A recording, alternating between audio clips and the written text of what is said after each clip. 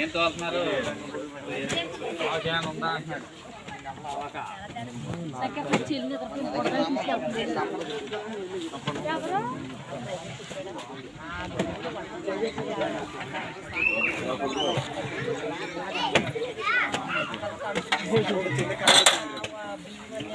అమ్మో మామా కాళ్ళు ఉంటుంది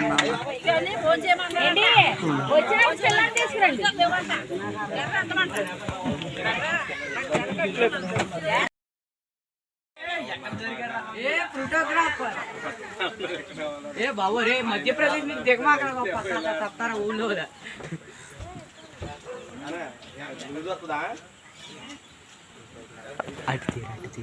తీరా అరే మధ్యన ఎక్కువ అవుతుందా వెళ్ళిపోయిందా అప్పుడు కరెక్ట్ టైంకి తక్కువ ఉంటుంది. ఇటు వచ్చి ఆ బ్యానర్ కూడా ఆడతారు. జూమ్ చేయరా దాన్ని. ఏ బాబు రే మధ్యప్రదేశ్ నుంచి దిగమాకరా ఊళ్ళో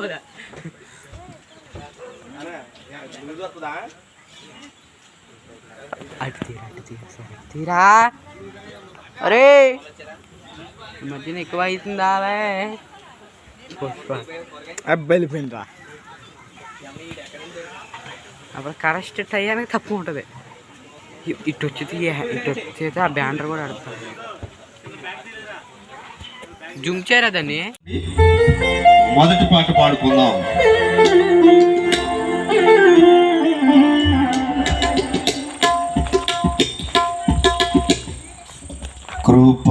కృపామయుడా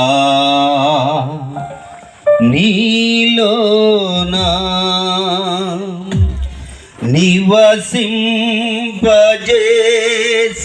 నివసింపజేసినందునా ఇదిగో నా స్తుతుల సింహాసనం కృపామయుడా.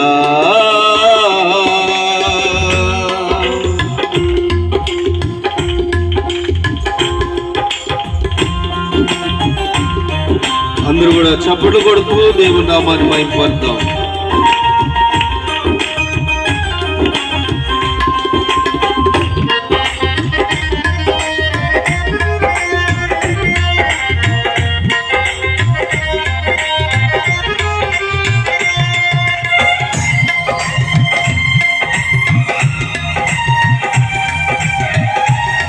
పాట పాడాలని ఆసక్తి కలిగిన బిడ్డలో దయచేసి నేను చంద్రగడ వచ్చినట్లయితే ఏ అపాయము నా గుడారము సమీపించనీయక, ఏ అపాయము నా గుడారము సమీపించనీయక, నా మార్గములన్నిటిలో నీవే నా ఆశ్రయమైనందునా, నా మార్గములన్నిటిలో నీవే నా ఆశ్రయమైనందునా, కృపామయుడా నీలో నా కృపామయుడా నీలో నా నివసింపజేసినందునా ఇదిగో నా స్తుతుల సింహాసనం కృపామయుడా.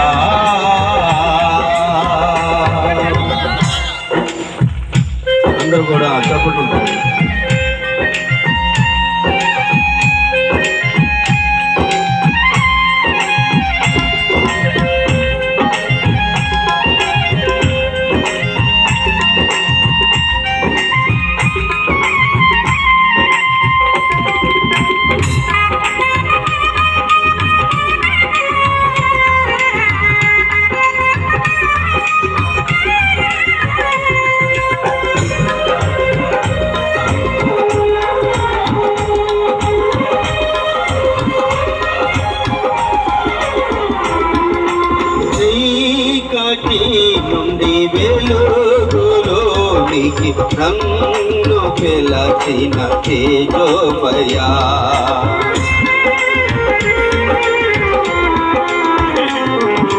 చీకటి నుండి వెలుగులోనికి నన్ను పిలచిన తేజోమయా రాజవంశములో యాజకత్వము చేసేదను రాజవంశములో యాజకత్వము చేసేదను కృపామయుడా నీలోనా కృపామయుడా నీలోనా నివసింపజేసినందునా ఇదిగో నా స్తుతుల సింహాసనం నీలో నివసింపజేసి ఇదిగో నా స్తుతుల సింహాసనం కృపామయుడా నీలో నిలచి ఆత్మ ఫలము ఫలించుట కొరకే నీలో నిలచి ఆత్మ ఫలములు ఫలించుట కొరకే నా పైన నిండుగా ఆత్మవర్షపు కుమారించు నా పైన నిండుగా ఆత్మవర్షపు కుమారించు కృపామయుడా నీలోనా కృపామయుడా నీలోనా నివసింపజేసినందునా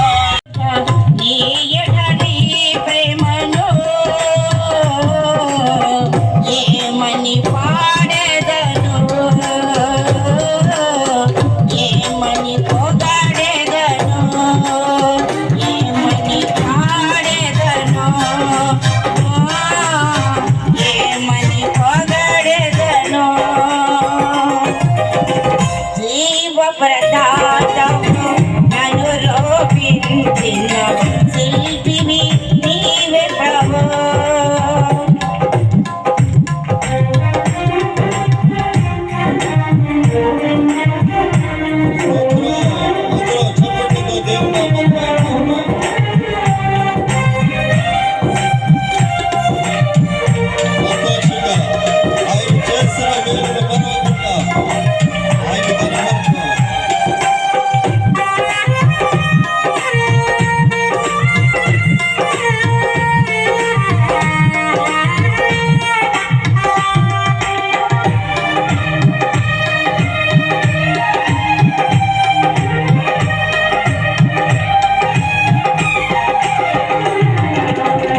శుభకరమైన తొలి ప్రేమనునే మరొక జీవింప కృపణీయమా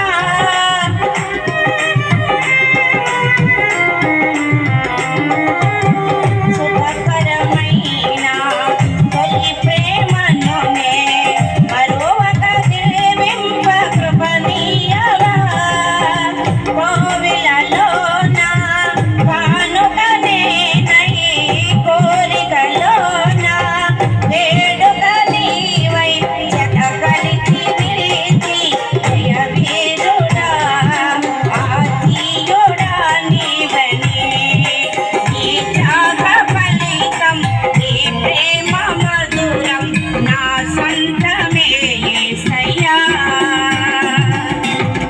జీవ ప్రదాతవు నన్ను రూపించిన శిల్పివి నీవే ప్రభు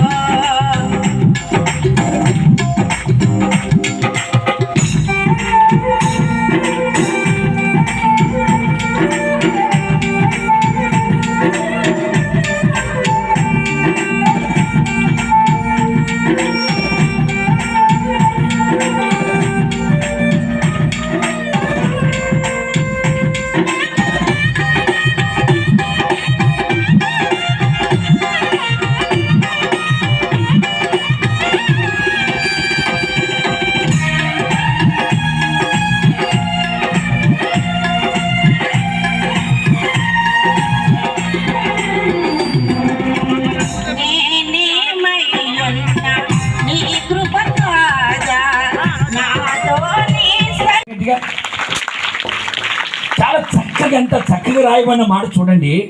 దేవుడు ఆ మంత్రసానులకు ఏం చేశాడంట? కొంచెం గట్టి చెప్పండి, నోరు తెచ్చి. ఏం చేశాడంట? మేలు చేసెను అని రాస్తుంది.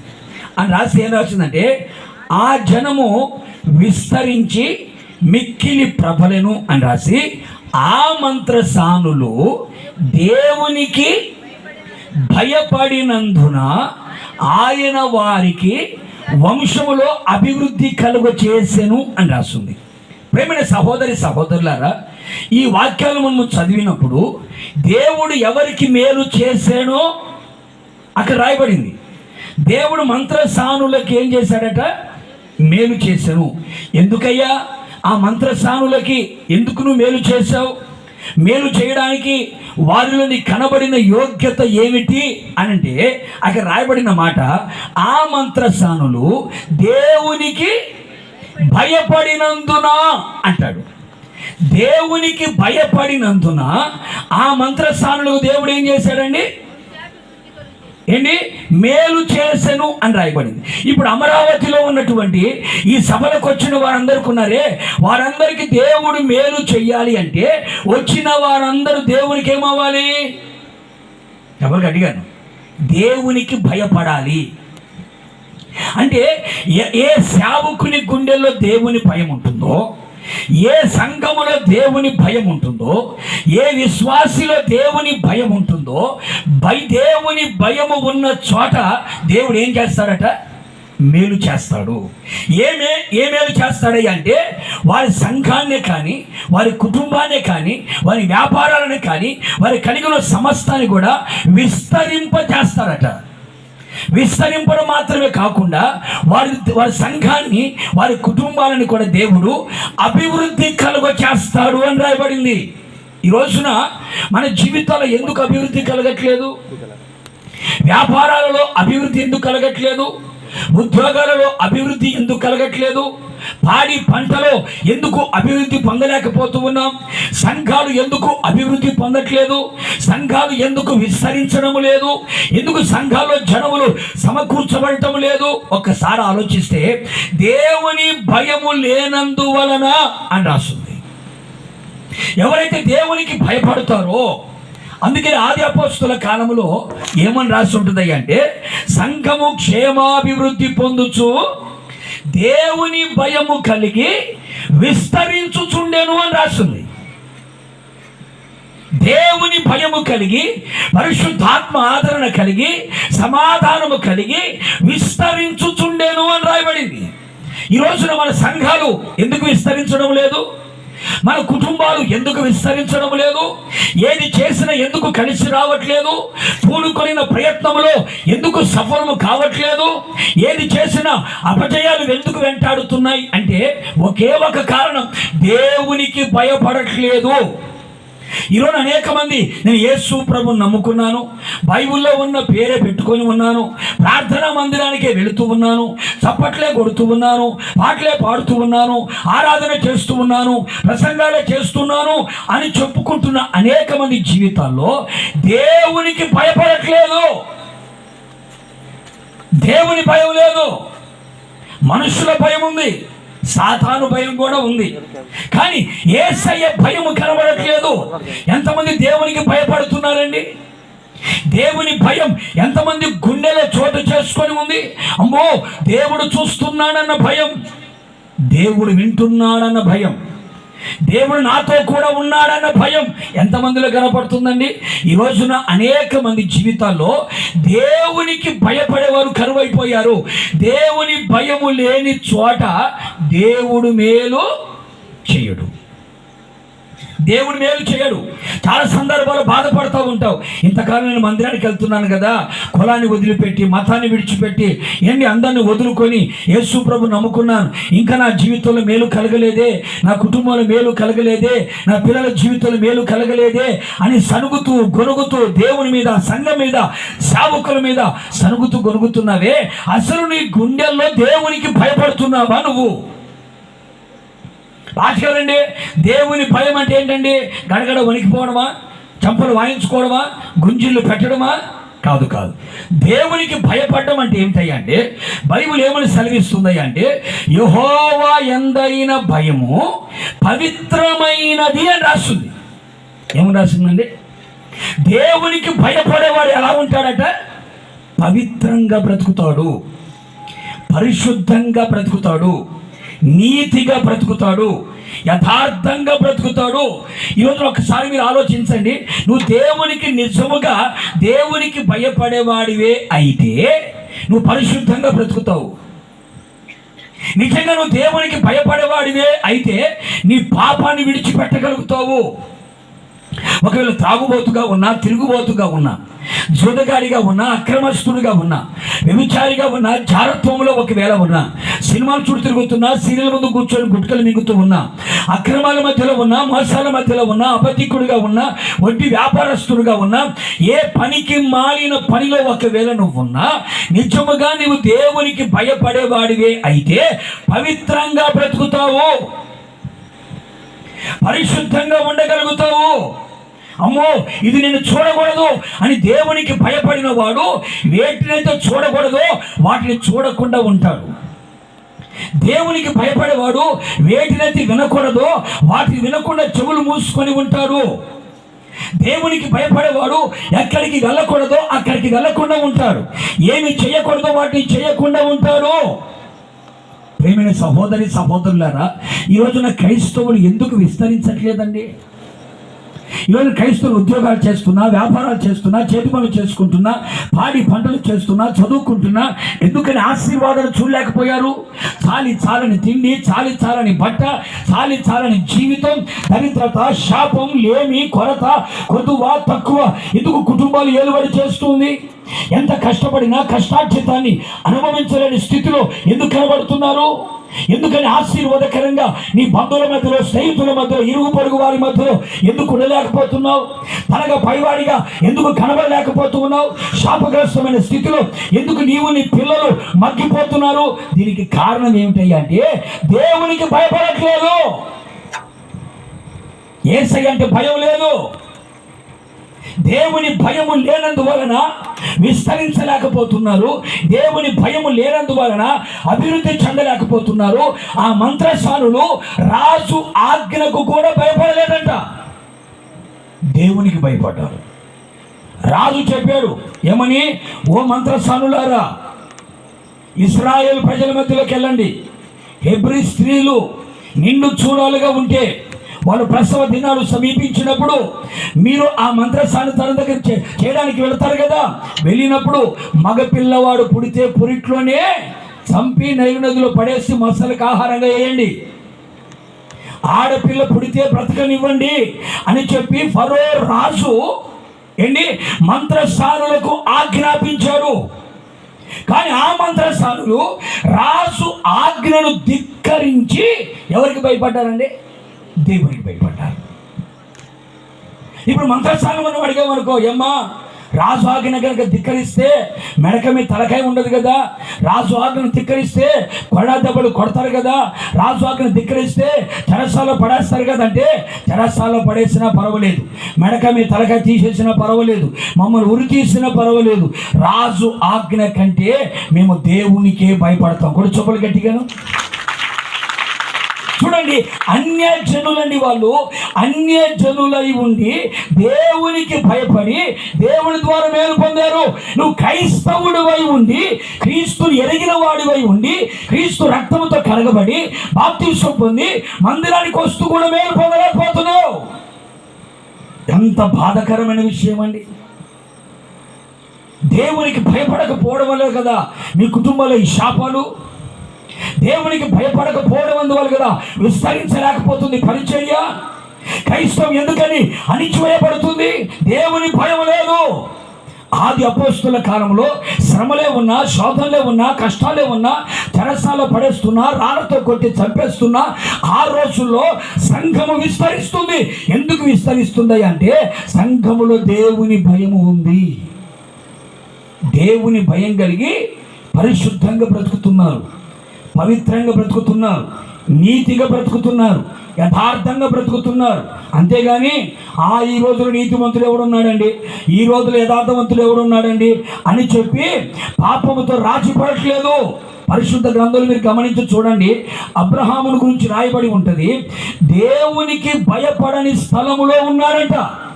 దేవునికి భయపడని స్థలములో ఉన్న అబ్రహాం దేవునికి భయపడ్డాడట. దేవునికి భయపడ్డాడు కనుకనే అన్ని విషయములలో అబ్రహాం ఏమయ్యాడండి? ఆశీర్వదించబడ్డాడు, బహుధనవంతుడిగా మార్చబడ్డాడు. యోసేపు గురించి బైబిల్ ఏమని రాస్తుంది? యోసేపు అంటాడు, నేను దేవునికి భయపడుచున్నాను అంటాడు. దేవునికి నేను భయపడుతున్నాను అన్నాడు. దేవునికి భయపడుతున్నాను అన్నాడు కనుకనే ఏంటి, ఒక బానిసగా వెళ్ళినా, అమ్మివేయబడిన స్థితిలో వెళ్ళినా, రేపు కేసు పెట్టి చెరసాల్లో పడవేసిన, ఇప్పుడు ఆ యోసేపు ఏమయ్యాడు? అదే ఐగుప్తు దేశానికి రాజు తర్వాత రాజు అయ్యాడు, ప్రధానమంత్రి అయ్యాడు, ఆహార శాఖ మంత్రిగా మార్చబడ్డాడు, ఆ దేశానికి ఆ ఇంటికి అధిపతిగా ప్రభువుగా మార్చబడ్డాడు. కారణం ఏంటి? దేవునికి భయపడ్డాడు. ఆ దేవునికి భయపడడానికి ఆ రోజుల్లో అబ్రహాంకి యోసేపుకి పాస్టర్లు ఎవరైనా ఉన్నారండి? పాస్టర్లు ఎవరు లేరు, వాక్యం చెప్పేవాళ్ళు ఎవరు లేరు, గద్దించేవాళ్ళు లేరు, బుద్ధి చెప్పేవాళ్ళు ఎవరు లేరు, ఇది తప్పు ఇది పాపం అని ఎవరు చెప్పేవాళ్ళు ఎవరు లేరు. ఎవరు చెప్పేవాళ్ళు లేకపోయినా దేవునికి భయపడి పాపం చేయకుండా పారిపోయారు. ఇప్పుడు చెప్పేవాళ్ళు బొచ్చెడు మంది ఉన్నా, ఇప్పుడు చెప్పండి, చెప్పేవాళ్ళు ఎంతమంది ఉన్నా ఈ రోజుల్లో దేవుని భయం లేదండి క్రైస్తవుల్లో. అందుకే కదా నీ శాపానికి కారణం అదే కదా, నీ దరిద్రతకు కారణం అదే కదా. ఇదిగో ఈ సభల ద్వారా అయినా సరే నా దేవుడు నాకు మేలు చేయాలి, దేవుని వలన నేను మేలు పొందడానికి యోగ్యునిగా మారాలి అని కోరుకున్న వ్యక్తివే అయితే ఈ రోజు నుండి దేవునికి భయపడడం నేర్చుకో. ఆ భయములో పరిశుద్ధమైన జీవితం జీవించు, ఖచ్చితంగా నా దేవునికి మేలు చేస్తాను. కొన్ని చెప్పలు గట్టిగా బైబిల్లో మరొక సంఘటన నేను చెప్తాను. యేసు ప్రభుని కలువరి కొండ మీద సిలువ వేశాడు. 3 మేకులతో కట్టబడ్డాడు యేసు ప్రభు. ఆకాశానికి భూమికి మధ్యలో వేలాడుతున్నాడు. యేసు ప్రభు కుడివైపున ఒక దొంగ ఉన్నాడు, ఎడమ వైపున మరొక దొంగ ఉన్నాడు. 2 దొంగలు ఉన్నారు. ఎడమ వైపున ఉన్న దొంగ యేసు ప్రభుని చూసి ఏమంటాడో తెలుసా? ఏమయ్యా, సిలువ మీద నుంచి నువ్వు దిగి మమ్మల్ని దింపు, నువ్వు సిలువ మీద నుంచి దిగు. యేసు ప్రభు సిలువ మీద నుంచి దిగడానికి రాలే, సిలువ ఎక్కడానికి వచ్చాడు ఆయన. ఈ దొంగ అంటాడు, అయ్యా నువ్వు సిలువ దిగు, నువ్వు అద్భుతాలు చేస్తావు కదా, సూచక క్రియలు కూడా చేసావు కదా, గుడ్డివాడికి కళ్ళు తెరిపించావు, చెవిటి వాడికి వెనుకనిచ్చావు, మగవాడికి మాటనిచ్చావు, కుష్ఠరోగులను బాగు చేసావు కదా, ఇన్ని అద్భుతాలు చేస్తున్న నిన్ను రక్షించుకొని మమ్మల్ని కూడా రక్షించయ్యా అని ఇష్టం వచ్చినట్టుగా మాట్లాడాడు. అంత లోపల కుడివైపున ఉన్న దొంగ ఎడం వైపున ఉన్న దొంగను చూసి ఒక మాట అంటాడు. ఏమంటాడు? ఏయ్, దేవునికి భయపడవా నువ్వు? ఏమన్నాడండి? దేవునికి భయపడవా? ఏం మాట్లాడుతున్నావు నువ్వు? నీవు నేను తప్పు చేశాం, నీవు నేను పాపం చేశాం, మనం చేసిన తప్పుకి ఈ శిక్ష అనుభవించడం మనకు తగినదే.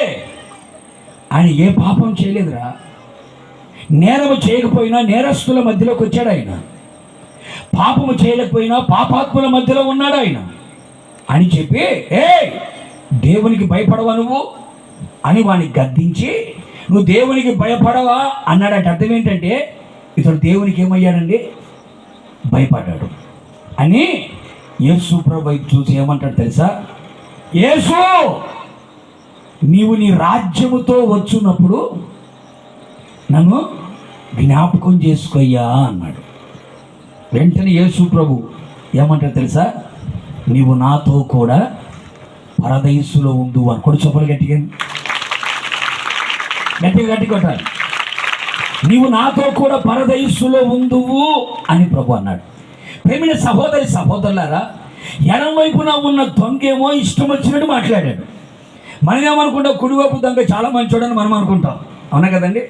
కుడివైపున ఉన్న దొంగ ఏమంటాడంటే నేను దేవునికి భయపడుతున్నానయ్యా అని తన మనస్సులో అనుకొని ఏమంటే తెలుసా, నీవు నీ రాజ్యముతో వచ్చున్నప్పుడు నన్ను జ్ఞాపకం చేసుకో అన్నాడు. నాకు ఒక డౌట్ వచ్చింది. ఈ కుడివైపున ఉన్న దొంగకి యేసు ప్రభు రాజ్యముతో వస్తాడని తెలుసు. ఇప్పుడు ఆలోచించారండి. నీవు నీ రాజ్యముతో వచ్చున్నప్పుడు నన్ను జ్ఞాపకం చేసుకోయా అన్నాడు. ఆయన తన రాజ్యముతో వస్తాడని దొంగకి ఎలా తెలుసు? దొంగడికి ఎలా తెలుసు? నాకు అనిపించింది ఏంటంటే యేసు ప్రభు ఇలాంటి ప్రార్థనా కూటాలు పెట్టాడు ఆ రోజుల్లో. ఆ ప్రార్థనా కూటాలు పెట్టినప్పుడు ఈ దొంగతనానికి వచ్చాడు.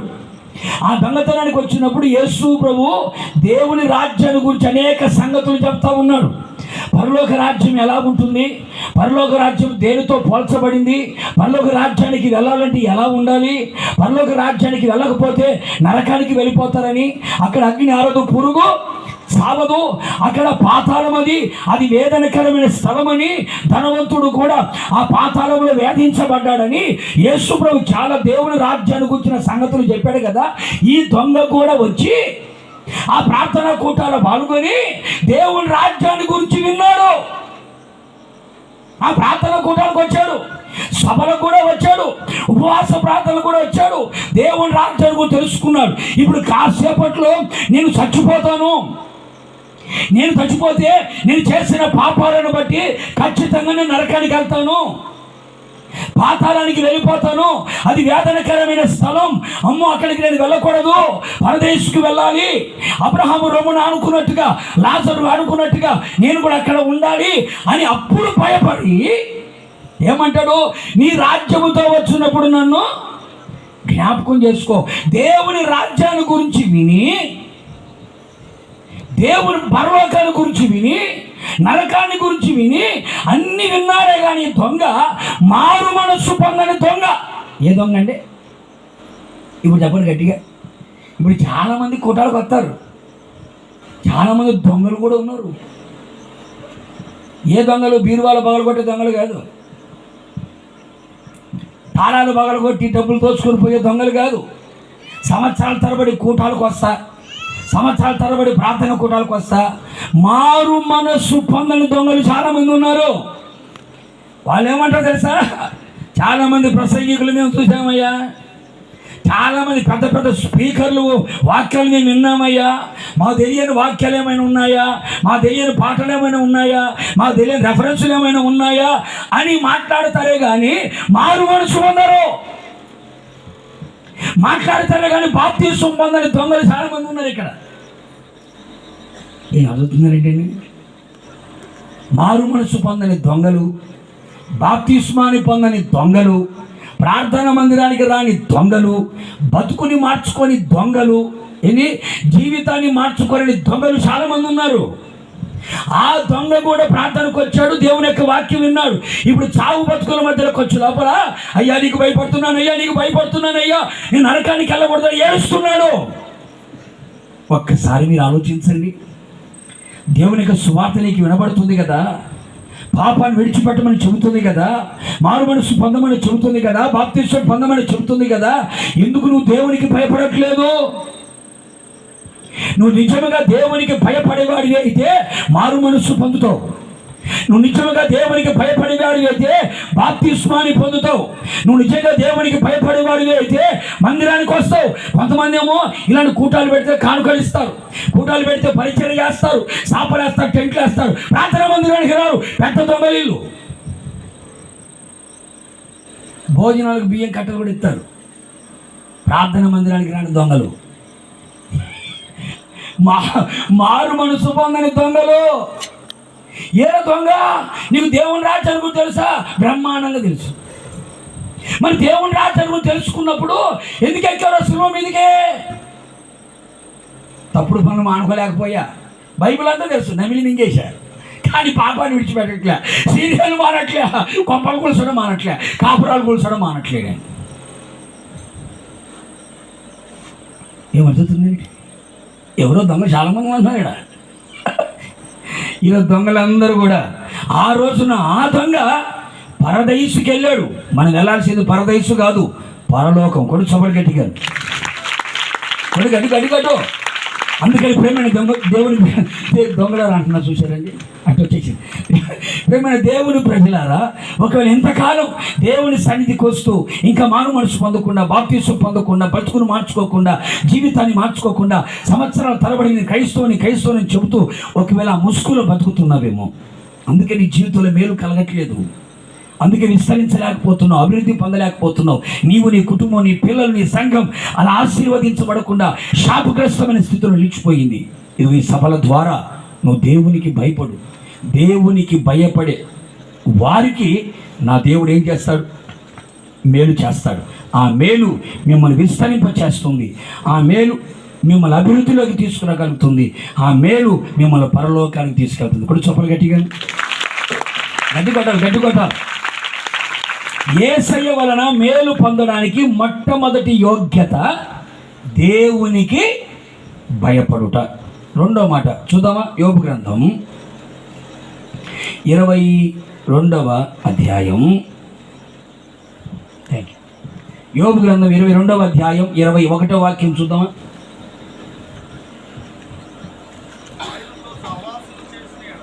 బైబిల్ తీయండి అమ్మా. యోబు గ్రంథం 22వ అధ్యాయం 21వ వాక్యం. ఓకే. యేసయ్యతో సహవాసము చేసిన ఎడల నీకు సమాధానము కలుగును, అలాగున నీకు మేలు కలుగును. రెండవదిగా యోబు గ్రంథంలో రాయబడిన చక్కని మాట, యోబు స్నేహితుడైన ఎలిఫజు చెబుతున్న చక్కని మాట ఏమిటంటే, యేసయ్యతో నీవు సహవాసము చేసిన ఎడల నీకు సమాధానము కలుగును, అలాగున నీకు చెప్పలు గట్టిగా మేలు కలుగును అన్నాడు. సమాధానం మన సరిహద్దుల్లో ఉండాలి అంటే, సమాధాన నది వల్ల నీ హృదయంలో ప్రవహించాలి అంటే, సమాధానాన్ని హృదయాన్ని తలంపులు ఏలుబడి చెయ్యాలి అంటే, యేసయ్యతో నీవు సహవాసము చెయ్యాలి. ఎవరితో అండి? కొంచెం గట్టి చెప్పండి అమ్మా. ఎవరితో? యేసయ్యతో మనం ఏం చేయాలి? సహవాసం చేయాలి. సహవాసం చేస్తే ఆయన మనకేం చేస్తాడు? మేలు చేస్తాడు. ఇప్పుడు యేసయ్య వలన మేలు పొందాలి అంటే రెండవ యోగ్యత ఏమిటి? ఇప్పుడు చెప్పండి. యేసయ్యతో సహవాసము. ఇప్పుడు మిమ్మల్ని అడిగామనుకో, ఏమ్మా ఎవరితో సహవాసం చేస్తున్నావు? ఏం సహోదరుడా ఎవరితో సహవాసం చేస్తున్నావు అంటే, కొంతమంది అంటారు మేము తాగుబోతులతో సహవాసం చేస్తున్నామయ్యా, తిండిబోతులతో సహవాసం చేస్తున్నామయ్యా, తిరుగుబోతులతో సహవాసం చేస్తున్నామయ్యా, తిరుగుబోతులతో సహవాసం చేస్తున్నామయ్యా, సోమరిబోతులతో సహవాసం చేస్తున్నామయ్యా, భక్తిహీనులతో సహవాసం చేసేవారు కొంతమంది, మూర్ఖులతో సహవాసం చేసేవారు కొంతమంది, దేవునికి విరోధముగా ప్రవర్తించే వారితో సహవాసం చేసేవాళ్ళు కొంతమంది, అన్యజనులతో సహవాసం చేసేవాళ్ళు మరి కొంతమంది. ఈ రోజున యేసయ్యతో ఎంతమంది సహవాసము చేయగలుగుతున్నారు? యేసయ్యతో కలిసి ఎంతమంది జీవించగలుగుతూ ఉన్నారు? యేసయ్యతో కలిసి నీ జీవిత పయనాన్ని ఎంతమంది కలిగి ఉన్నారు? అందుకే బైబిల్ అంటుంది, మన సహవాసం అయితే తండ్రితో కూడా ఉండాలి, మన సహవాసం అయితే కుమారుడైన యేసయ్యతో కూడా ఉండాలి, మన సహవాసం అయితే పరిశుద్ధాత్మునితో కూడా ఉండాలి. తండ్రితో మనం సహవాసం చేయాలి, కుమారునితో సహవాసం చేయాలి, పరిశుద్ధాత్మునితో సహవాసం చేయాలి. సహవాసం చేయడం అంటే ఫ్రెండ్షిప్. స్నేహితులు లేని వాళ్ళు ఈరోజు ఎవరు ఉన్నారండి? ఎవరు లేరండి. స్నేహితుడు లేనోడు ఎవడైనా ఉన్నాడంటే వాడు తప్పనిసరి పిచ్చోడై ఉంటాడు. ఎందుకని? మనుషులతో స్నేహం చేసే వాళ్ళు కొంతమంది ఉన్నారు. ఈ మధ్య కుక్కలతో ఎక్కువ స్నేహం చేసే వాళ్ళు ఎక్కువైపోయారు, పక్షులతో పిల్లులతో స్నేహం చేసే వాళ్ళు ఎక్కువైపోయారు, ప్రకృతితో స్నేహం చేసే వాళ్ళు ఎక్కువైపోయారు. అమ్మో బాయ్ ఫ్రెండ్ అంటున్నారు, గర్ల్ ఫ్రెండ్ అంటున్నారు. అబ్బో స్నేహాలు లేకపోతే ఈరోజు ఏమీ లేవు. మరి ఎంతమంది యేసు ప్రభువుతో సహవాసం చేయగలుగుతున్నారు? నేను యేసయ్య వలన మేలు పొందుకోవాలి, నా కుటుంబంలో, నా సంఘంలో, నా జీవితంలో యేసయ్య నాకు మేలు చేయాలి, నేను యోగ్యునిగా మారాలి అనుకున్నవాడు ఎవడైనా ఉన్నాడు అంటే వాడు ఎప్పుడు ఎవరితో సహవాసం చేయాలండి? యేసయ్యతో సహవాసం చేయాలి. పాస్టర్ గారండి, యేసయ్యతో సహవాసం చేయాలంటే మేము ఏం చేయాలయ్యా?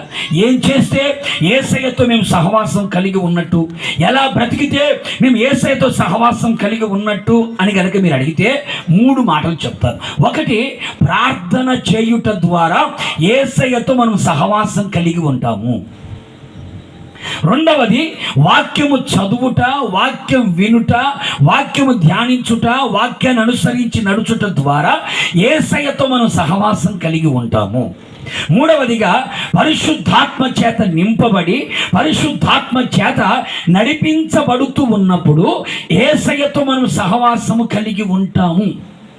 ఈ 3 అనుభవాలు ఏ సేవకునిలో అయితే ఉంటాయో, ఏ సంఘములో అయితే ఉంటాయో, ఏ విశ్వాస కుటుంబంలో అయితే ఉంటాయో, ఏ వ్యక్తిగత జీవితంలో అయితే ఉంటాయో వారు యేసయ్యతో సహవాసం కలిగి ఉన్నారు అని అర్థం. వారికి దేవుడు ఏం చేస్తాడు? మేలు చేస్తాడు. వాళ్ళకి దేవుడు మేలు చేస్తాడు. ఇప్పుడు ఆలోచన చేయండి ఒకసారి. నేను ఈ 3 చేస్తున్నానా? ప్రార్థన అనుభవాలు నాకున్నాయా? వాక్యముతో సహవాసం చేస్తున్నానా? పరిశుద్ధాత్మ నింపుదల నాకుందా? ఈరోజు అనేక మంది క్రైస్తవులలో మేలు పొందకపోవడానికి కారణం ఏమిటయ్యా అంటే తగిన ప్రార్థనా జీవితం లేదు. తినమంటే ప్లేట్లు తింటారు. 1 గంట సేపు ప్రార్థన చేయమంటే ఏం అర్థం? ఎందుకు కోపంగా ఉన్నట్టున్నా నా మీద? నేను కేసు పెడతాను, కోపం ఉంచాను. మీ మేలు కొరకే చెప్తున్న ఈ మాటలు. ఎంతమంది రోజున కుటుంబాలలో ప్రార్థనా జీవితం కలిగి ఉన్నారండి? పెందలకడ లేచి 4-5 గంటలకల్లా సూర్యోదయము కాకమునిపే ఎంతమంది లేచి మోకరించి దేవుని సన్నిధిలో, సంఘములో, కుటుంబంలో, వ్యక్తిగత జీవితంలో స్తోత్ర ప్రార్థన ఎంతమంది చేయగలుగుతున్నారండి? సాయంకాలం అయితే కుటుంబముతో కలిసి ఎంతమంది కుటుంబ ప్రార్థన చేసుకోగలుగుతున్నారండి? సమయం దొరికినప్పుడు వ్యక్తిగతంగా దేవుని సన్నిధిలో మోకరించి ప్రార్థన ఎంతమంది చేసుకోగలుగుతున్నారు? సమయం దొరికినప్పుడు ఎంతమంది ఉపవాస ప్రార్థన చేయగలుగుతున్నారు? సంఘాలలో ఏర్పాటు చేయబడినటువంటి ఆ ప్రార్థనా కూడికలలో పాల్గొని ఎంతమంది ప్రార్థన చేయగలుగుతున్నారు? పట్టుమని 10 నిమిషాలు కూడా నువ్వు ప్రార్థన చెయ్యకపోతే ప్రభునికి ఎలా మేలు చేస్తాడండి? ఒక 10 నిమిషాలు పాటను ప్రార్థన చేయడం చేత కాకపోతే దేవుడు మేలు చేస్తాడని ఎలా అనుకుంటావు నువ్వు? ఏ రోజైనా మోకాల మీద ఉండి 1 గంట సేపు ప్రార్థన చేసిన అనుభవాలు నీకున్నాయా? కన్నీళ్లతో యేసయ్య పాదాలు తడిపిన రోజులు ఏ రోజైనా నీకు కనబడిందా? ప్రభు పాదాల దగ్గర కూర్చొని రాత్రంతా ప్రార్థన చేసిన అనుభవాలు ఏమైనా ఉన్నాయా? తినడానికి సమయం ఉంది, నిద్రపోవడానికి సమయం ఉంది, మేకప్ వేసుకోవడానికి సమయం ఉంది, సోకులు చేసుకోవడానికి సమయం ఉంది, ఊర్లమ్మడి తిరగడానికి సమయం ఉంది, ఏంటి ఆ కొంపకి ఈ కొంపకు తిరగడానికి సమయం ఉంది, యూట్యూబ్లు చూడడానికి, ఫేస్బుక్లు చూడడానికి. ఈ ముఖానికి ఫేస్ లేదు, మళ్ళీ ఒక బుక్కు, ఆ ఫేస్బుక్ చూడడానికి మళ్ళీ సమయం ఉంది, వాట్సాప్లో చూడడానికి సమయం ఉంది, ఎప్పుడు సెల్ ఫోన్ నొక్కుంటూ ఉండడానికి సమయం ఉంది. కానీ ఒక 10 నిమిషాలు 1 గంట సేపు నువ్వు ప్రార్థన చెయ్యకపోతే ప్రభు ఎలా మేలు చేస్తాడని నీకు? అందుకే యేసు ప్రభు తను వెంబడిస్తున్న శిష్యులు అంటాడు, ఒక్క గడి అయినా నాతో కలిసి మీరు ప్రార్థన చేయలేరా? శోధనలో ప్రవేశించకూడనట్లుగా. ఎందుకు శోధనలో పడిపోతున్నావు? ఎందుకు సమస్యలో పడిపోతున్నావు? ఎందుకు కష్టాలు పడిపోతున్నావు? ఎందుకు చిక్కు సమస్యలు చిక్కుకుంటూ ఉన్నావు? ఎందుకని కుటుంబంలో కలిబిలు కలుగుతుంది, కలవరాలు కలుగుతున్నాయి? 1 గంట సేపు అయిన నువ్వు ప్రార్థన చేయలేకపోతున్నావే, యేసయ్య నీకు ఎలా మేలు చేస్తాడండి? సంఘములో ప్రార్థన అనుభవాలు కనబడట్లేదే, దేవుడు ఎలా మేలు చేస్తాడండి? ప్రార్థన చేయడం అనేది ప్రభుతో మాట్లాడడం అండి. నువ్వు ప్రార్థన చేస్తూ ఉన్నావంటే ప్రభుతో నువ్వు మాట్లాడుతున్నావు అని అర్థం. అలాంటి ప్రభుతో మాట్లాడే ఆ స్నేహ బంధం, ఆ సహవాసం నీకు లేకపోతే ప్రభు నీకు ఎలా మేలు చేస్తాడు? నీ సమస్యలు ప్రభుతో చెప్పుకోవాలి కదా. నువ్వేం చెబుతావో విందామని సిద్ధంగా ఉన్నాడు ఆయన. నీ గురించి అన్నీ తెలుసు ఆయనకి, కానీ నువ్వు చెబుతావా చెప్పవా అని చూస్తుంటాడు ఆయన. నువ్వు చెప్పకుండా మూగోళ్ళ కూర్చుంటే దేవుడు ఏం మేలు చేస్తాడు నీకు? కుటుంబంలో నీ ఇంట్లో ప్రార్థన అనుభవాలు కనబడుతున్నాయా? సినిమాలు కనపడుతున్నాయి, సీరియల్ కనపడుతున్నాయి, రంకెలు వినపడుతున్నాయి, కానీ ప్రార్థన ధ్వని వినపడుతుందా? ఈరోజున ఎంతమంది మీ ఇళ్లలో దేవుని యొక్క వాక్యం ఎంతమంది చదువుతున్నారండి? ఎంతమంది బైబిల్ చదువుతున్నారో ఆలోచన చేయండి ఒకసారి. రోజుకు ఒక 2-3 అధ్యాయాలైన బైబిల్ చదివే సమయం నీకుందా? ఆదివారం మందిరానికి వస్తే బైబిల్ తీస్తాం, మళ్ళీ ఇంటికి వెళ్ళిపోతే బైబిల్ జిప్పేసి లోపల పెడతాం, వచ్చి తోడు దుమ్ము దులుపుకొని మళ్ళీ వస్తాం. దేవుడు ఎలా మేలు చేస్తాడండి? నువ్వు క్రైస్తవుడే కావచ్చు, మేలు చేయడు ఆయన. బాధపడుతుంటాడు. అయ్యో, వాక్యం చదవడం అంటే అర్థం ఏంటో తెలుసా అండి? వాక్యం చదవడం అంటే దేవుడు నీతో మాట్లాడటం. ప్రార్థన అంటే నీవు దేవునితో మాట్లాడడం. వాక్యం చదవడం అంటే యేసయ్య నీతో మాట్లాడడం. యేసయ్య నీతో మాట్లాడాలి అని అనుకుంటాడు, నువ్వేమో జిప్పేసుకొని కూర్చుంటివి. యేసయ్య ఎలా మాట్లాడతాడు నీతో? నీ కుటుంబానికి కలగబోయే పరిస్థితులు ఏంటో, నువ్వు ఎలా బ్రతకాలో, ఎలా ఉండాలో, ఎలా ఉండకూడదో, ఎలా జీవించాలో, ఎలా జీవించకూడదో, నువ్వు నడవలసిన మార్గాలు ఏంటో, త్రోవలేంటో ప్రభువు వాక్యం చదువుతూ ఉన్నప్పుడు ప్రభు నీతో మాట్లాడాలని అనుకుంటాడు ఆయన. నువ్వు జిప్పేసి పక్కన పెడితివి. ఇప్పుడు బైబిల్ ఎలా మారిపోయింది అయ్యా అంటే, తలకాయ నొప్పి వస్తేమో తలకాయ మీద పెట్టుకుంటుంది, గుండె నొప్పి వస్తేనేమో గుండె మీద పెట్టుకుంటుంది, కడుపు నొప్పి వస్తే కడుపు మీద పెట్టుకుంటుంది. తలకాయ మీద కాదు ఉండాల్సింది బైబిల్, నీ తలలో ఉండాలి దేవుని యొక్క వాక్యం. గుండె మీద కాదు ఉండాల్సింది వాక్యం, గుండె లోపల ఉండాలి. ఎంతమంది బైబిల్ చదువుతున్నారు చెప్పండి ఇప్పుడు? అంటే బైబిల్ నువ్వు చదవట్లేదు అంటే ప్రభు నీతో మాట్లాడట్లేదు అని అర్థం. నువ్వు ప్రార్థన చేయట్లేదంటే ప్రభుతో నువ్వు మాట్లాడట్లేదు అని అర్థం. మరి ప్రభుతో సహవాసం చేయకపోతే ప్రభుకి నీకు ఎలా మేలు చేస్తాడు? ఎలా నువ్వు అర్థం చేసుకుంటావు ప్రభుని? ప్రభుకి ఎలా చెప్పుకోగలుగుతావు నీ సమస్యల్ని? అలాంటి అనుభవం నీ కుటుంబంలో లేనందువల్లే కదా మేలు పొందుకోకుండా పోతున్నావు నువ్వు. బైబిల్ చదివేదే లేదు. దేవునికి చదివిచ్చాడు. చదువు ఎందుకు ఇచ్చాడు? బైబిల్ చదువుతావని దేవునికి చదువుని ఇచ్చాడు. మా అమ్మ ఉందండి, మా అమ్మ ఇప్పుడు లేదులేండి, ప్రభు దగ్గరికి వెళ్ళింది. మా అమ్మ పొట్టగొస్తే అక్షరం ఒక్క రాదు. మా అమ్మ పేరు చిన్నరంగమ్మ. మా అమ్మ పేరు. మా నాన్న మిలిటరీలో పనిచేసేవాడు. మా నాన్న కూడా చనిపోయాడు, ప్రభు దగ్గరికి వెళ్ళిపోయాడు. మా నాన్న మిలిటరీలో ఉండేవాడు, ఆర్మీలో ఉండేవాడు. నెల డబ్బులు పంపించేవాడు. సంతకం పెట్టడానికి మా అమ్మ సంతకం నేర్చుకుంది. చిన్నరంగమ్మ అని సంతకం పెట్టేది. యేసు ప్రభుని నమ్ముకున్న తర్వాత బైబిల్ చదవాలి అనే ఆలోచన మా అమ్మకు వచ్చింది. మేము 3 అన్నదమ్ములు ఉన్నాం. మా అమ్మ అడిగేది, రే చదువు నేర్పించండి, నేను బైబిల్ చదువుకోవాలరా అని మమ్మల్ని అడిగేది. మేమేమనేవాళ్ళం తెలుసా? మా పుస్తకాలు చదువుకోవడానికి మాకు సమయం సరిపోవట్లేదు, నీకెందుకు ఇప్పుడు చదువు అనేవాళ్ళం మేము. మా అమ్మ ప్రతిరోజు ఏడ్చి ప్రార్థన చేసుకునేది.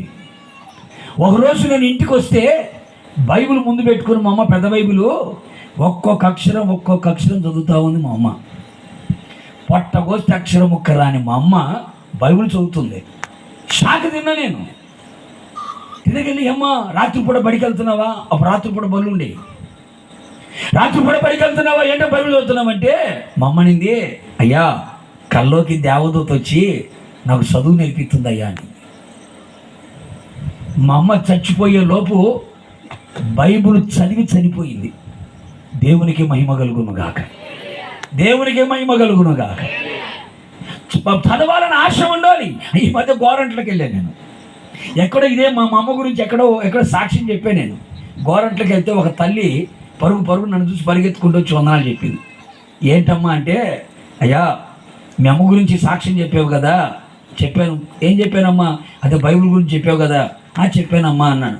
అప్పుడు నేను వచ్చాను, నేను కూడా విన్నానయ్యా.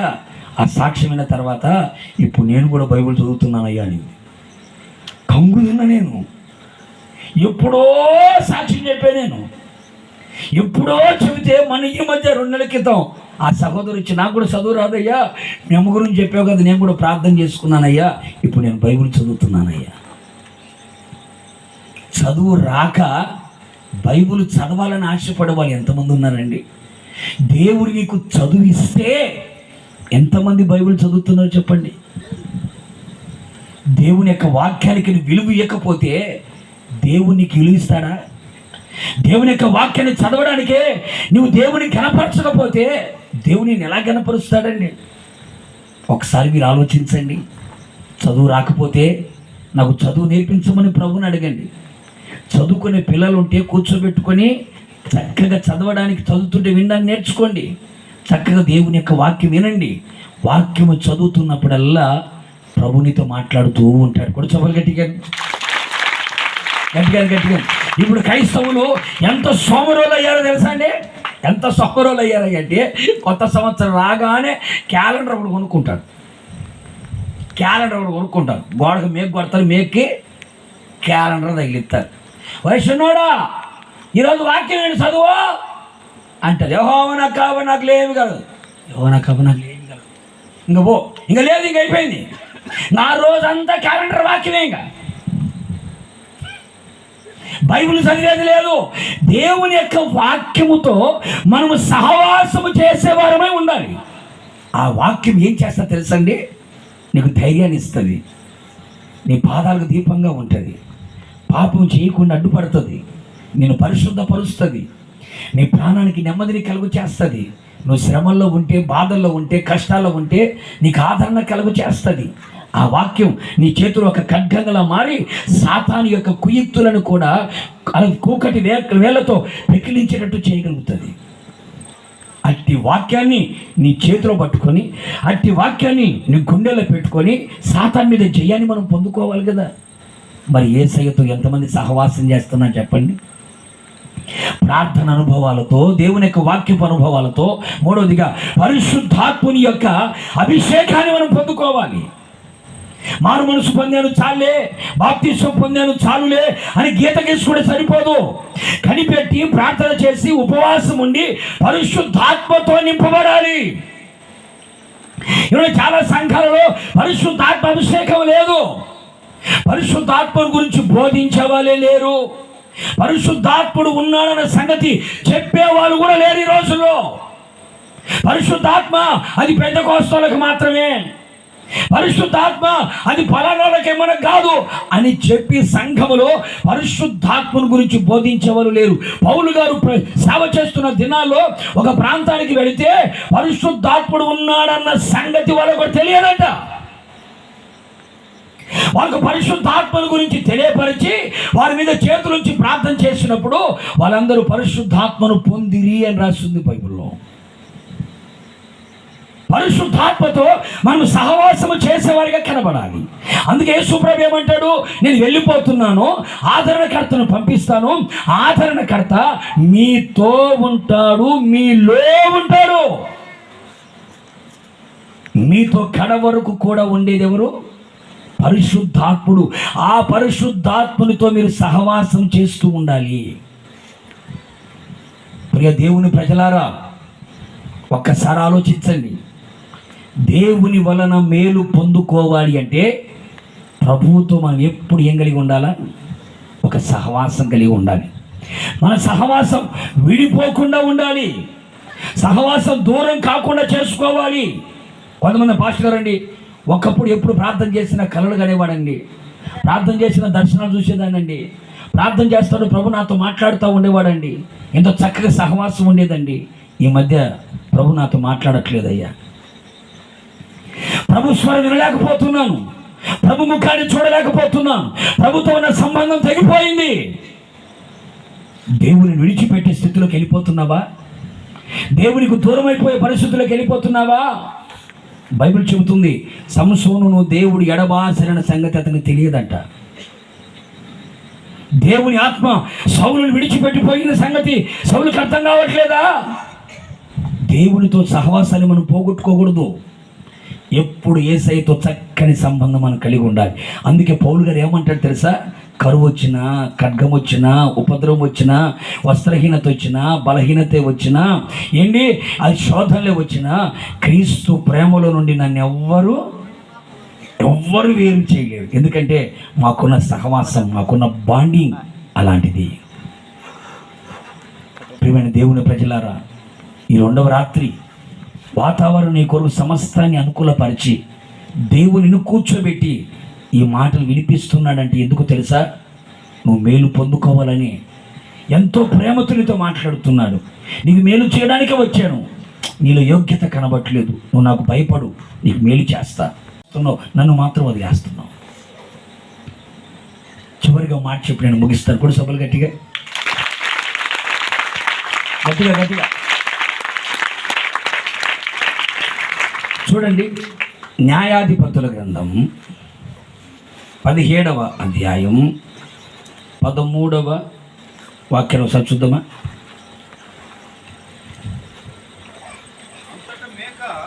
అంతట మీకా లేవీయుడు నాకు యాజకుడైనందున యెహోవా నాకు మేలు చేయునని ఇప్పుడు నాకు తెలియదు నీకు అని ఆయన చెప్తున్నాడు. ఇప్పుడు నాకు తెలిసింది అన్నాడు. అని ఇప్పుడు వరకు ఏం చేయాలంట? ఇప్పుడు దాకా నాకు తెలియదు. ఎప్పుడు మేలు చేశాడు మీకా? దేవుడు ఎప్పుడు నీకు మేలు చేశాడు అంటే, లేవీయుడు నాకేమై ఉన్నాడంట? యాజకుడై ఉన్నాడు. అంటే లేవీయుడు యాజకుడుగా ఉన్నాడు. యాజకుడు అంటే సేవకుడు. ఏ యాజకుడు నీకు ఎవరు నీకు యాజకులుగా ఉంటే నీకు మేలు కలుగుతుంది? లేవీయులు నీకు యాజకులుగా ఉండాలి. అందుకే దినవృత్తాంతాల గ్రంథం రాసి ఉంటుంది ఏమని? లేవీయులు నీకు పరిచారకులై ఉన్నారు, ధైర్యం వహించండి, మేలు చేయుటకు యెహోవా మీతో కూడా ఉండును అని. లేవీయులు నీకు పరిచర్య చేయాలి అంటే సేవకులు, ఏ సేవకులు ఎవరైతే కలిగి ఉంటారో, లేవీయులుగా పిలువబడుతున్నటువంటి ఏ సేవకులు అయితే ఏ సంఘం కలిగి ఉంటుందో ఆ సంఘానికి దేవుడు ఏం చేస్తాడట? మేలు చేస్తాడట. ఎవరయ్యా ఈ లేవీయులు? లేవీయులు సేవకులుగా ఉండాలా? లేవీయులు సేవకులుగా ఉంటేనే మేలు కలుగుతుందా? అవును. ఎవరా లేవీయులు? యాకోబుకి 13 మంది పిల్లలు, 12 మంది కొడుకులు. ఆ 12 మంది కొడుకులలో ఒక కొడుకు పేరు లేవి. అతని వంశాన్ని ఏమంటారంటే లేవీయులు అంటారు. లేవీయులు యాజకులు అవ్వాలి. ఎందుకు ప్రభువా లేవీయుల యాజకులు ఎందుకు అవ్వాలి అంటే, బైబిల్ సెలవిస్తున్న మాట ఏమిటంటే, ఒక రోజున మోషే ఇశ్రాయేలు ప్రజలందరూ కూడా త్రోవ తప్పిపోయి చెడు మార్గం నడుస్తూ అహరోను చేసిన పనికి మాలిన పనిని బట్టి ప్రజలందరూ చెడిపోతూ ఉంటే, పాడైపోతూ ఉంటే, త్రాగడానికి తినడానికి విచ్చలవిడిగా అల్లరితో కూడిన ఆట పాటలు చేస్తూ ఉంటే మోషే కొండ దిగి వచ్చి కోపం వచ్చి, ఇప్పుడు మోషే ఏమంటాడు తెలుసా? దేవుని పక్షముగా ఉన్న వారందరూ నా యొద్దకు రండి అంటాడు. 12 మంది గోత్రికులు అక్కడ ఉన్నారు. దేవుని పక్షముగా ఉన్నవారు రండి అనగానే ఎవరు వచ్చారండి? లేవి గోత్రం వాళ్ళు మాత్రమే వచ్చారు. మిగతా 11 గోత్రాల వాళ్ళు రాలేదు. అంటే లేవీయులు మాత్రమే వచ్చారు. ఎవరు వాళ్ళు అంటే దేవుని పక్షముగా ఉన్నవారు. ఎవరు పక్షంగా అండి? చెప్పాలి. నీకు యాజకులుగా ఉన్న లేవీయులు ఎవరి పక్షం వారై ఉండాలి? దేవుని పక్షము వారై ఉండాలి. రాజకీయ నాయకుల పక్షం వారై ఉండకూడదండి. అర్థమైందండి? రాజకీయ నాయకుల పక్షం వారుగా ఉండకూడదు సేవకులు. ఫలాని పార్టీకి సంబంధించిన వారిగా ఉండకూడదు సేవకులు. దేవుని పక్షంగా ఉండే వాళ్ళే ఉండాలి సేవకులు ఎప్పుడు కూడా. అలాంటి సేవకులే మీకు, ఆ సేవకులు మీ సంఘాల్లో ఉంటే మీకు మేలు కలుగుతుంది. డబ్బు పక్షంగా ఉండేవాళ్ళు కాదు, కులపక్షంగా ఉండేవాళ్ళు కాదు. అవి వినపడట్లేదా? సైలెంట్గా వింటున్నారు కదా, వినండి, మంచిది. ఈరోజు చాలామంది ఎలా మారారు ఏమనుకోకండి. చాలామంది ఎలా మారారంటే పలాని కులానికి మాత్రమే సంబంధించినోడండి పాస్టర్ గారు, పలాని రాజకీయ పార్టీలకు మాత్రం సంబంధించినోడండి, పలాని డబ్బు కలిగిన వాళ్ళకి మాత్రమే సంబంధించిన వాళ్ళు అనకూడదు. దేవుని పక్షంగా ఉండాలి లేవీలు ఎప్పుడు కూడా. దేవుని పక్షంగా పోరాడేవాడే ఉండాలి, దేవుని పక్షంగా నిలిచేవాళ్ళై ఉండాలి. ఇంకా చెప్పాలి అంటే ఈ లేవీయులకి ఏ ఉద్యోగాలు ఉండవట, ఏ వ్యాపారాలు ఉండవట, ఏ పొలం పనులు ఉండవంట, ఏముండవంట. ఎందుకంటే మిగతా 11 గోత్రికుల వాళ్ళు తీసుకొచ్చే దశమ భాగాలు, వాడు తీసుకొచ్చే ప్రథమ అర్పణలు, ఆ కానుకలన్నీ కూడా ఈ లేవీయులు మాత్రమే తీసుకోవాలి. అందుకనే యెహోవాయే వీరికి స్వాస్థ్యము, యెహోవాయే వీరికి భాగము అని రాస్తుంది బైబిల్లో. వీళ్ళకి పొలాలేమి ఉండవు, స్థలాలేమి ఉండవు. ఎందుకంటే మా స్వాస్థ్యం ఎవరు? యెహోవాయే అంటారు. ఈ లేవీయులు యాజకులుగా ఉండాలి. ఈ లేవీయులు మీ పక్షముగా దేవుని సన్నిధిలో పోరాడేవారే ఉండాలి. ఈ లేవీయులు మీకు పరిచారకులుగా కనబడాలి. మీకు అర్థమయ్యే రీతిలో పూకి చెప్పాలంటే లేవీయుడు పరిచర్య చేయాలి. లేవీయుడు చేసే 2 పరిచర్యలు చెప్తాను, చాలా ఉన్నాయి, 2 పరిచర్యలు చెప్తాను. ఒక చేత్తో ఎప్పుడు కత్తి పట్టుకుంటాడు, ఏమ్మా కత్తి పదును పెట్టిన కత్తులు పట్టుకుంటాడు. ఇంకో చేతిలో ఏముంటుంది? ధూపార్తిని చేత పట్టుకుంటాడు. ఒక చేతిలో కత్తి, ఇంకో చేతిలో ధూపార్తి. కత్తి దేనికయ్యా అంటే ప్రత్యక్ష గుడారంలో ఆవరణంలో బలిపీఠం ఉంటుంది. ఆ బలిపీఠం మీద పాపం చేసిన వాళ్ళందరూ కూడా బలి పశువులు తీసుకొని వస్తూ ఉంటారు. ఆ తీసుకొచ్చిన బలి పశువులన్నిటిని కూడా ఈ యాజకుడు ఏం చేయాలా? దాన్ని నరికి ముక్కలు చేసి బలిపీఠం మీద పెట్టి దాన్ని కాల్చాలి. అంటే దాన్ని ఆ బలిర్పించాలంటే చేతిలో ఏముండాలి? కత్తి ఉండాలి. గువ్వు వచ్చినా, కోడి వచ్చినా, గొర్రె వచ్చినా, మేక వచ్చినా, ఏది వచ్చినా ఏం చేయాలా? కత్తి తీసుకొని వేసి పడేయడమే. అమ్మో గువ్వ కదా నన్ను అని జాలి పడకూడదు. గువ్వ వచ్చినా కట్ చేయాలి, పావురం వచ్చినా కట్ చేయాలి, మేక వచ్చినా కట్ చేయాలి, గొర్రె వచ్చినా కట్ చేయాలి, అలాగే దూడు వచ్చినా కట్ చేయాలి. అలాగే దేవుని వాక్యం అనే ఖడ్గాన్ని చేతబట్టుకుని ఉండాలి లేవీయుడు ఎప్పుడు. అంటే అర్థం ఏమిటయ్యా అంటే సంఘాల్లో సేవ చేస్తున్నటువంటి ఈ లేవీయుని చేతిలో ఎప్పుడు ఖడ్గము చేతిలో ఉండాలి. అంటే దేవుని యొక్క వాక్యం అనే ఖడ్గాన్ని తీసుకొని ఆ సంఘములో ఏం చేయాలి? గద్దించేవాడిగా ఉండాలి, బుద్ధి చెప్పేవాడిగా ఉండాలి, హెచ్చరించేవాడిగా ఉండాలి, సరిచేసేవాడిగా ఉండాలి, చక్కదిద్దేవాడిగా ఉండాలి. ఎక్కడ పాపం కనపడినా, ఎక్కడ తప్పు కనపడినా, ఎక్కడ పాపం కనపడినా వెంటనే ఏం చేయాలండి? నరికేయాలి. ఈరోజు సంఘంలో ఎలాంటి వాళ్ళు, సంఘంలో వాళ్ళు ఎలా కోరుకుంటున్నారు? పాస్టర్ అండి ఇంత కఠినంగా వాక్యం చెప్తే ఎట్టాగయ్యా, అట్ట ఇంత కఠినంగా వాక్యం చెప్తే ఎట్టా పాస్టర్ గారండి? చూసి చూడనట్టు ఉండాల. కర్ర ఇరగకూడదు, పాము సావకూడదు, అంతా ఉండాలి. కానీ ఇంత కఠినంగా చెప్తే దశమ భాగాలు రావయ్యా, ఇంత కఠినంగా చెప్తే కానుకలు ఇవ్వయ్యా. మీ కానుకల కోసం మీ దశం మీకు అనుకూలంగా బోధ చేసేవారు కాదు, దేవుణ్ణి సంతోషపరిచే బోధ చేయాల, దేవునికి అనుకూలమైన బోధ చేసేవాళ్ళు కావాలి. లేవీయునికి యాజకులుగా ఉండాలి. ఇలాంటి యాజకుడు ఏ సంఘాల్లో అయితే ఉంటాడో ఆ సంఘానికి దేవుడు ఏం చేస్తాడండి? మేలు చేస్తాడు. అనుకూలంగా లేకపోతే ఈ రొద్దు మొహం తెచ్చుకుంటాం మేము అన్నావా, డైరెక్ట్గా పోతావు ఎక్కడికి?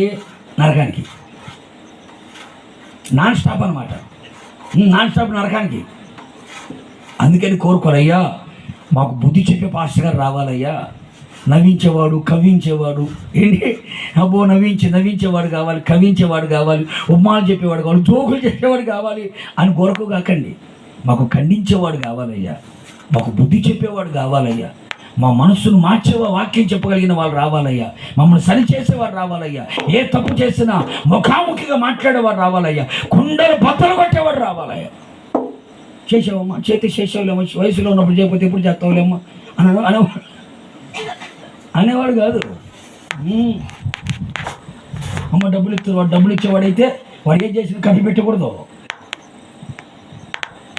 అని సహకరిస్తాడు పాస్టర్ గారు.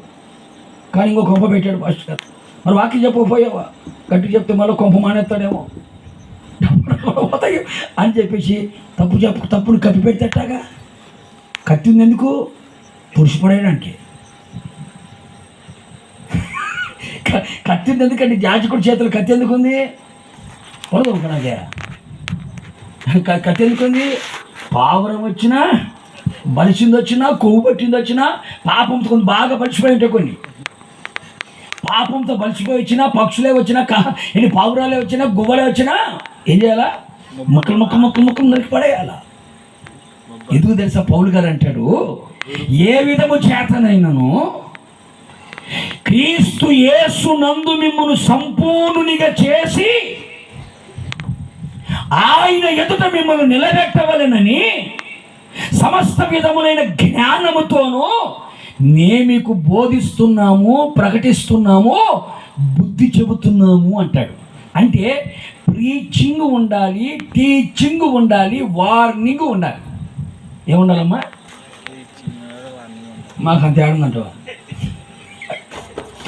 ప్రీచింగ్ ఉండాలి, ప్రకటించే వాళ్ళు ఉండాలి, టీచింగ్ ఉండాలి, బోధించే వాళ్ళు ఉండాలి, వార్నింగ్ బుద్ధి చెప్పే వాళ్ళు కూడా ఉండాలి.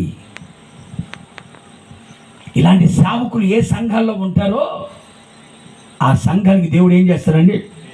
మేలు చేస్తారండి. ఒకవైపు ఖడ్గాన్ని చేతబట్టుకుంటాడా, ఇంకొక వైపు పోయి పెట్టుకుంటాడండి ధూపార్తిని పట్టుకుంటాడు, పగేస్తూ ఉంటాడు. విశ్వాసుల కుటుంబాలకు వెళ్తాడు. ఏ సమస్య చెప్పినా, ఏ కష్టం చెప్పినా, ఏ బాధ వచ్చినా, ఏ కన్నీళ్ళు వచ్చినా, అయ్యో ప్రభువా అని మోకాల మీద ఉండి, ప్రభువా మా విశ్వాసులు అనారోగ్యాలతో బాధపడుతున్నారయ్యా, సమస్యలతో ఉన్నారయ్యా, అప్పుల బాధలు ఉన్నారయ్యా, హాస్పిటల్లో చేరారయ్యా అని మోకాల మీద ఉండి ప్రార్థన చేసే సేవకుడు.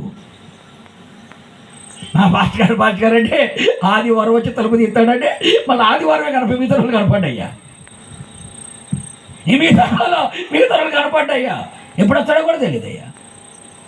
నువ్వు బాధల్లో ఉంటే, నువ్వు కష్టాల్లో ఉంటే, నువ్వు కన్నీళ్ళ మధ్యలో ఉంటే, నువ్వు ఇరుకు ఇబ్బందుల మధ్యలో ఉంటే నీ కొరకు కన్నీళ్ళు విడిచి ప్రార్థన చేసేవాడై ఉండాలి లేవీయుడు. సమయాలు చూడండి, ఇశ్రాయేలు ప్రజలకు కష్టం రాగానే ఫిలిష్తీయుల చేతులు పడిపోయి ఓడిపోతూ ఉంటే సమయాలు ఏమంటారు తెలుసా?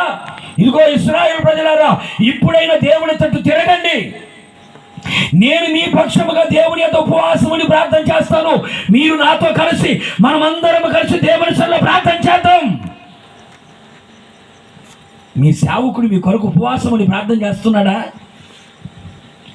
మీరు సమస్యలో ఉంటే మీ సేవకుడు కన్నీళ్ళు విడిచి ప్రార్థన చేయగలుగుతున్నాడా? మీ కానుకల స్టేజ్ మీద ఉన్నప్పుడు కత్తి మాత్రం కనపడుతుందమ్మా. ఇంటికి వచ్చినప్పుడు ఏం కనపడుతుంది?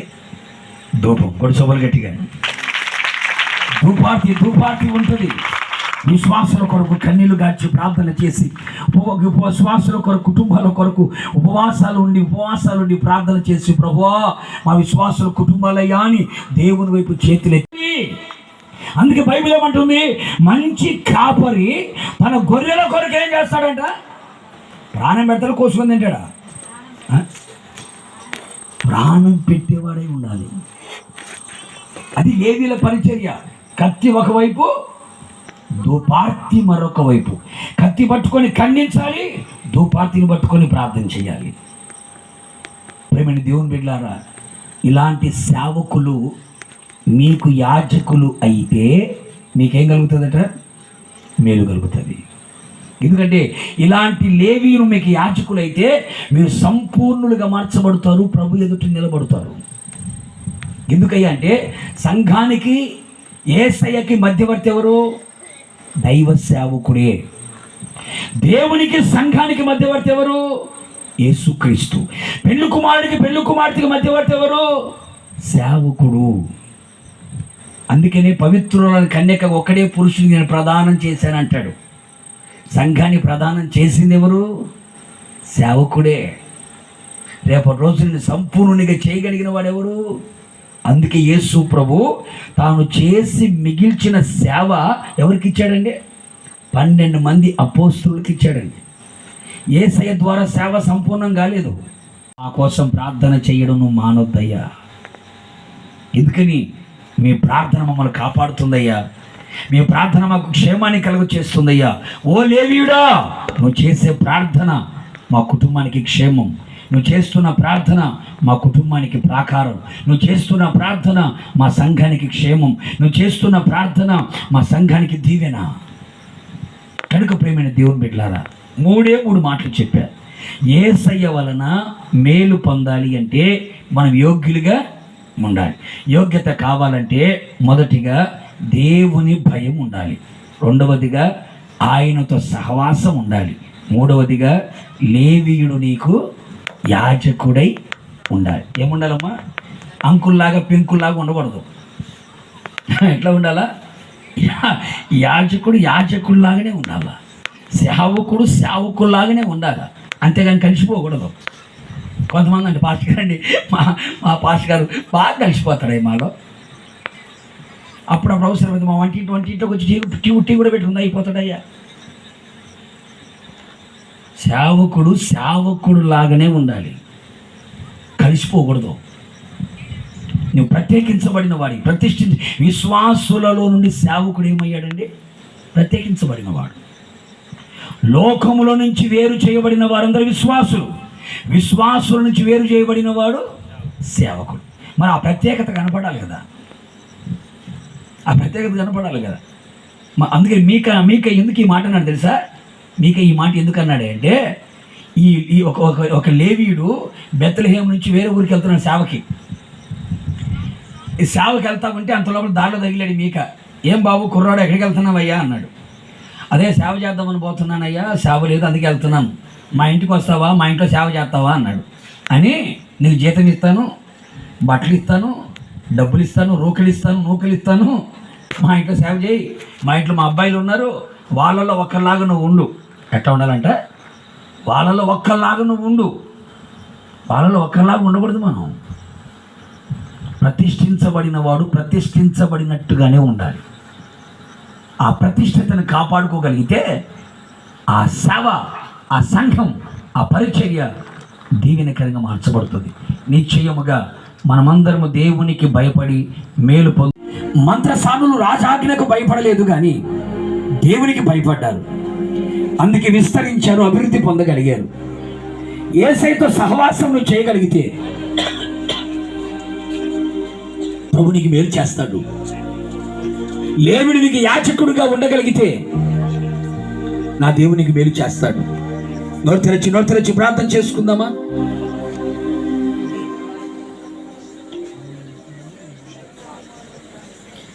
నూతన గీతం నే పాడేదా, మనోహరుడా యేసయ్యా, నీవు చూపిన ప్రేమను నే మరువను, ఏ స్థితిలోనైనను సమర్పణతో సేవించెదను నిన్నే, సజీవుడనై ఆరాధించెద నిన్నే, సమర్పణతో సేవించెదను నిన్నే, సజీవుడనై ఆరాధించెద నిన్నే. నూతన గీతం పాడేదా, యేసయ్యా, చూపిన ప్రేమను నే మరువను, ఏ స్థితిలోనైనను సమర్పణతో జీవించెదను నిన్నే, సజీవుడనై ఆరాధించెద నిన్నే, సమర్పణతో జీవించెదను నిన్నే, సజీవుడనై ఆరాధించెద నిన్నే. నూతన గీతం నే పాడేదా, మనోహరుడా యేసయ్యా,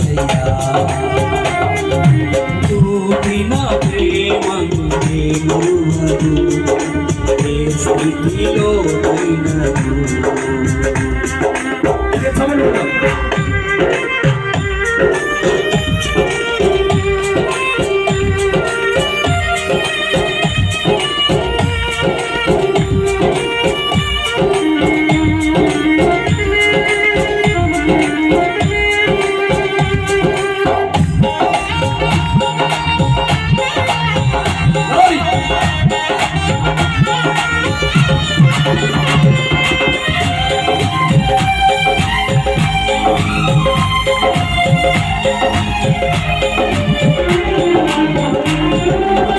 కడలి తీరం కనపడని వేళ కడలి పెరగాలి ప్రేమించు వేళ కరుణమూర్తిగా దిగి వచ్చిన నీకు సాటెవ్వరు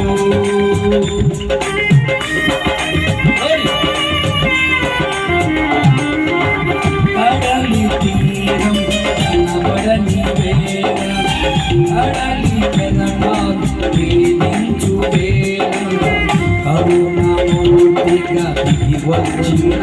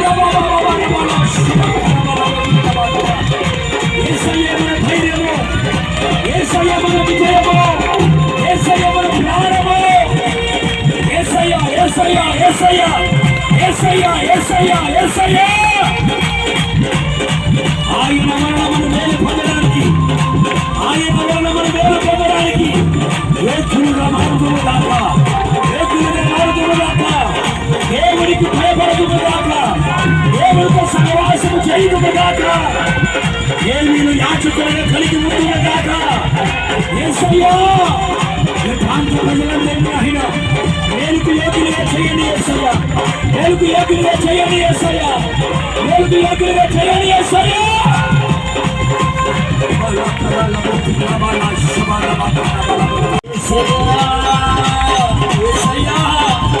ఏ ఒక్కరు విడిచిపెట్టండి యేసయ్యా ఏ ఒక్కరు యోగ్యులుగా కనబడకూడదు యేసయ్యా ప్రతి ఒక్కరు యోగ్యులుగా మారాలి ప్రతి ఒక్కరు అర్హులుగా మారాలి ప్రతి ఒక్కరు ప్రభుని మేలుకు పాత్రులుగా మారాలి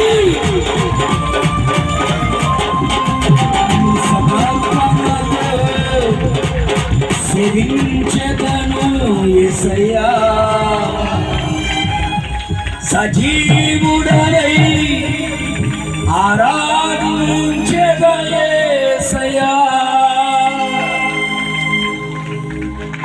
సమర్పణతో సేవించెదను నిన్నే సజీవుడనై ఆరాధించెదను నిన్నే. చప్పలు కొట్టు ప్రభు నామాన్ని కనపరుద్దాం. చప్పలు కొట్టు ప్రభు నామాన్ని కనపరుద్దాం. వాక్యమై ఉన్న యేసు నీతో మాట్లాడుతూ వచ్చే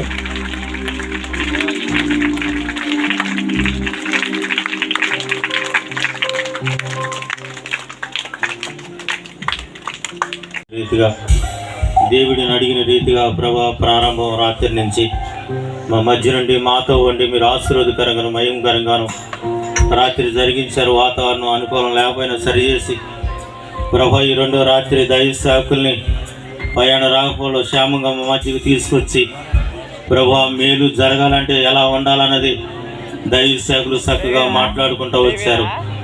ఆయనతో సహవాసం చేస్తే నీకు మేలు కలుగుద్దని ప్రభు ఉండవలసిన రీతిగా నాయన బిడ్డలు ఉండాలని, విశ్వాసులు ఉండాలని, సేవకులు ఉండాలని ఉద్దేశం కనుగొండి ఇంతవరకు నాయన దైవ సేవకుని బాగుగా వాడుకున్నందుకు వందనాలు తండ్రి.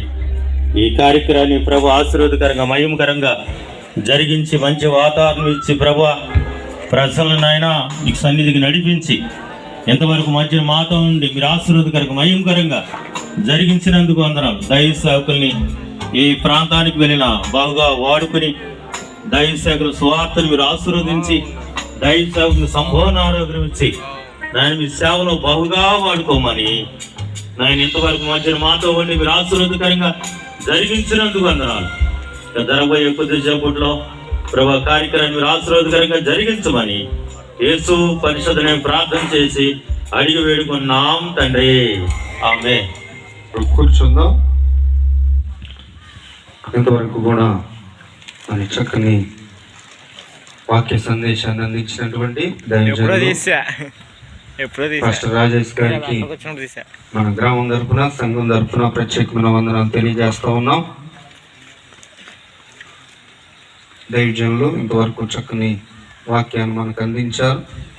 అలాగే 27, 28, 29 మార్చి నెల ఈ నెలలో చెనకామనపూడి ప్రాంతంలో జరిగే యేసుక్రీస్తు సువార్త ఉద్యోగ సభలకు 28వ తారీఖు మరి దైవజనులు రాజేష్ అయ్య గారు మదినిపల్లి దగ్గరలో ఉన్నటువంటి ఆ ప్రాంతానికి వస్తా ఉన్నారు. కాబట్టి ఈ ప్రాంతంలో దగ్గరలో ఉన్న వారందరూ కూడా చెనకామనపూడి మదినిపల్లి దగ్గర 28వ తారీఖు రాత్రి మరలా రాజేష్ అయ్య గారు అక్కడ వాక్యాన్ని అందించబోతా ఉన్నారు. ఆసక్తి కలిగిన వారు వెళ్ళి దేవుని వాక్యాన్ని అందవలసిందిగా ప్రభు పేట మనం చేస్తా ఉన్నాం.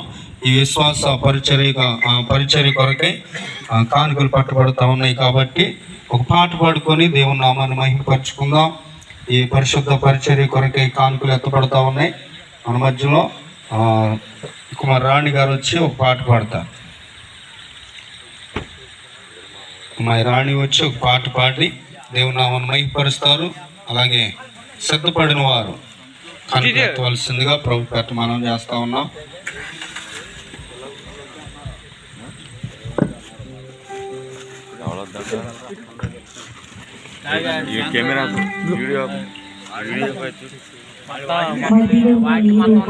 నిత్య సంకల్పం మదిలో నీ రూపం నీ నిత్య